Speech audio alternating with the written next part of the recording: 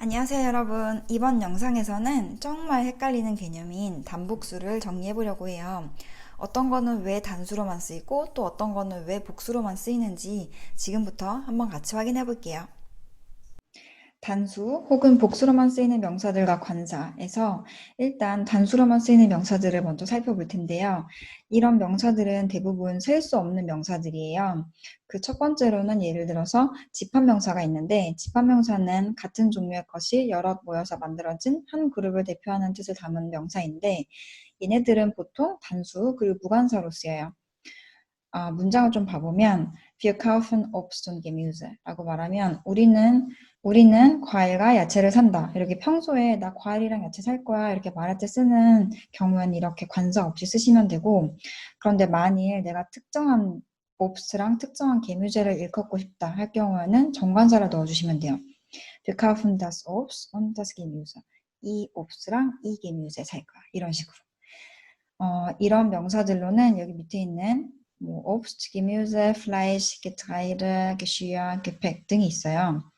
그런데 얘네들 같은 경우에는 어떻게 생각하시면 쉬우냐면 우리가 장을 보러 슈퍼에 갔을 때 분명 저기에 과일 코너에 과일들이 복수의 과일들이 막 쌓여 있지만 그치만 우리가 슈퍼 안에서 여기는 과일 코너가 하나 있고 채소 코너가 하나 있고 고기 코너가 하나 있고 이런 식으로 과일, 채소, 고기라고 하는 개념 자체는 이 세상에 한 개밖에 없는 개념인 거잖아요. 그렇기 때문에 얘네는 단수로만 쓰인다고 생각을 해주시면 돼요.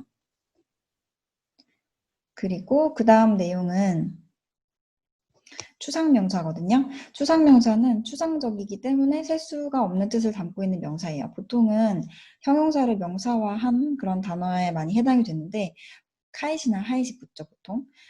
이런 경우에도 단수 그리고 무관사로 쓰이는데 예를 들어서 무직, 음악이잖아요. 음악은 추상적이죠. 음악 한 개, 두 개 이렇게 셀 수가 없잖아요. 그렇기 때문에 여기에 바로 해당하는 그런 명사인 거고, 문장을 보면 Man hört Musik. 우리는 음악을 듣는다.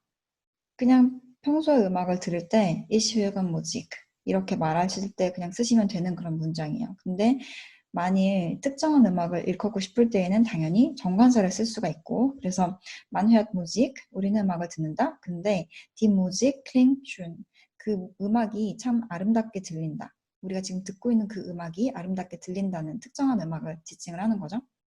그리고 만일 이 음악을 형용사로 서술을 해주면 그럴 경우에는 부정관사가 붙을 수도 있어요.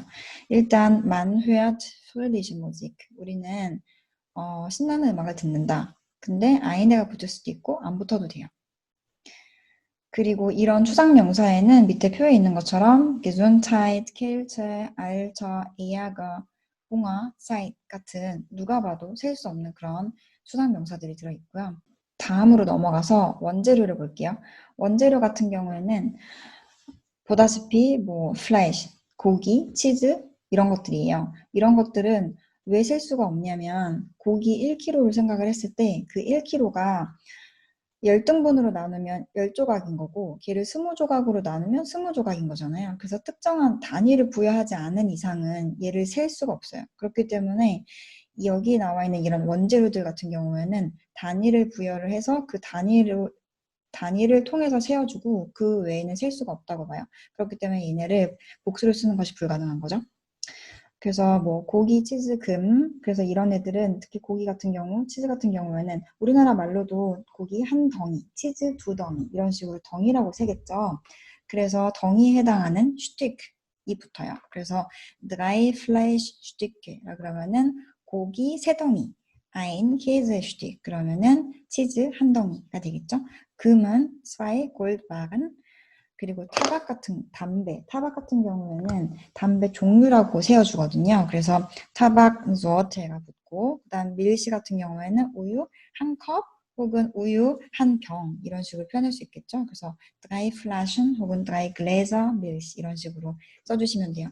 물도 마찬가지 ein Liter 혹은 eine Flasche Wasser 이런 식으로. 그리고 이제 단위가 나오는데요. 좀 아까 원재료를 셀 때 필요한 게 단위라고 했잖아요. 근데 그 단위 같은 경우에는 보통은 복수로 쓰지 않아요.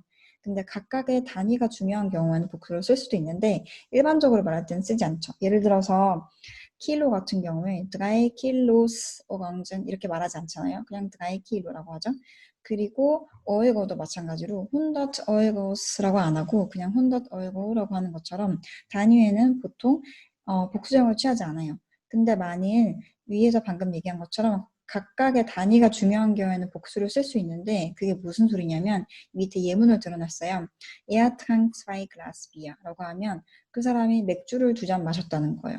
그냥 일반적으로 말할 때 이렇게 말할 수 있어요. 근데 Er trank zwei große Gläser Bier라고 하면 큰 2잔의 맥주를 마셨어. 근데 그게 2잔이라는 게 중요한 거죠. 이런 차이가 있고 또 비슷하게 예를 들 수 있는 게 피자가 있거든요. 우리가 피자는 보통 이렇게 조각을 나누잖아요. 보통 한 8등분해서 먹죠. 그럴 때 피자는 조각이기 때문에 슈틱이라고 표현을 하는데 이 슈틱을 만일 ich esse zwei Stück Pizza라고 해요. 그러면은 슈틱이라는 거는 피자라고 하는 재료의 음식의 단위이기 때문에 나는 피자를 2판 먹은 게 돼요. zwei Stück Pizza라고 하면 피자 2판이에요. 근데 만일 내가 zwei Stücke 피자로 해서 그 단위를 복수로 쓰잖아요. 그러면은 이 피자의 작은 조각 2개를 먹은 게 돼요. 어떤 차이가 있는지 아시겠죠? 그 원재료의 기본 단위를 나타낼 때에는 단수. 근데 그 작은 그 한 잔이든 조각이든 그것이 중요할 때는 복수를 쓸 수 있어요. 네, 그러면 다음으로 넘어가서 명사화된 형용사인데요. 형용사에서 온 명사들이에요. 그러니까 쉽게 말하면 보면 뭐 das Gute라고 하면 gut이라고 하는 형용사가 들어있잖아요. 좋은인데 좋은을 명사화 시키면서 그걸 그렇게 명사를 시키기 위해서 다스를 넣어줬어요. 관사로서. 그러면은 좋은 것이 되죠. 그래서 우리가 흔히 말하는 선악에 해당하는 선이 바로 다스 구테예요. 근데 막 선 1개, 선 2개 이렇게 셀 수 없죠. 악 3개, 악 4개 이렇게 셀 수 없잖아요. 그런 것처럼 이렇게 뭐 형용사에서 온 것들은 보통 셀 수가 없기 때문에 단수에다가 정관사를 보통 사용을 하죠.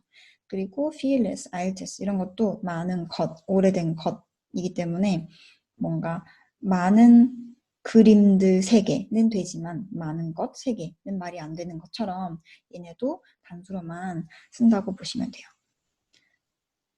그리고 그 다음은 네, 명사화된 동사인데 얘도 방금 명사화된 형용사처럼 동사를 명사화 시킨 거예요. 동사를 명사화를 시킬 때 이제 형태를 바꾸면서 명사화 시키는 경우가 있고 형태를 유지를 하면서 아까 원형의 형태를 유지하면서 명사화 시키는 경우가 있는데 특히나 원형의 형태를 그대로 사용을 하면서 명사화 시킨 경우에는 동작의 의미가 그대로 들어있어요. 그러니까 예를 들어서 코흔이라고 하면 요리하다라는 뜻이잖아요. 걔를 명사화 시켰을 때 das Kochen이라고 하면 요리라고 하는 요리하다라고 하는 동사에서 파생된 요리라는 그런 명사가 되는 게 아니라 동작의 의미가 그대로 들어있는 요리함이라는 명사가 되잖아요. 근데 우리가 요리함 2개, 공부함 3개 이렇게 셀 수 없죠. 그렇기 때문에 얘는 당연히 정관사에다가 그리고 단수로만 사용할 수밖에 없어요. 이제 그 다음으로는 복수로만 쓰이는 명사들인데 그 첫 번째는 복수의 의미를 가지고 있거나 집합 개념으로만 쓰이는 명사들이에요. 일단 사람 중에서 복수의 의미를 가지고 있는 명사는 뭐 die Eltern, 부모. 부모는 아빠, 엄마가 합쳐져 있는 개념이잖아요. 그렇기 때문에 이 단어는 당연히 복수일 수밖에 없죠.